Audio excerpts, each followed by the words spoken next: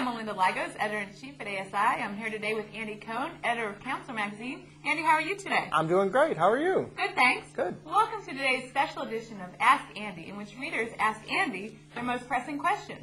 Andy, we've got a tough one for you today. All right, let's hear it. It says, Dear Andy, our best sales rep just jumped ship, and I'm afraid he's going to take his best clients with him. How can I stop them from going? And this is from Rob Carey in Great Neck, New York. What advice do you have for Rob? Well, Rob has a problem that many distributors in the industry certainly have today. Lots of turnover, lots of people looking for their own opportunities. So sales reps are certainly on the move. The first thing I would say is to reach out to clients. Make sure that they understand that service levels will continue. They won't have any problems in delivering orders, anything that's on order right now, and make sure that they're comfortable with any new team that you're putting in place. So make personal calls right away. Absolutely, and it's important that it really comes from the top to ensure that the client knows that there's a commitment, right from the top throughout the organization to them. Great advice. What else should they do?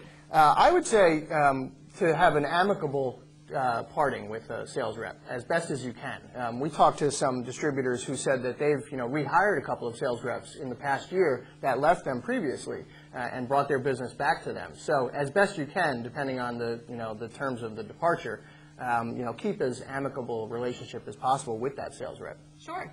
Any other advice? Yeah, it's to look at costs, to make sure that your costs are in line with your expected revenues. When a salesperson leaves, you would expect that revenues for a quarter or maybe 2 quarters to maybe even a year might decrease. So you have to look at your costs and have those in line with your forecasted revenues once that salesperson leaves, depending on the book of business that they could take with them. So you need to take a look at things like T&E. Absolutely, and I would also suggest for distributors to put a team model in place where salespeople aren't the only people at a company touching a client. Make sure they can do the selling, but then a customer service rep or somebody else in the organization is doing the servicing, so that that client isn't solely dependent on one point of contact. They're not tied just to one person. Exactly. Put that team aspect in place where there's just more people that are touching a client, and they have more of a tie deeper into the distributor organization.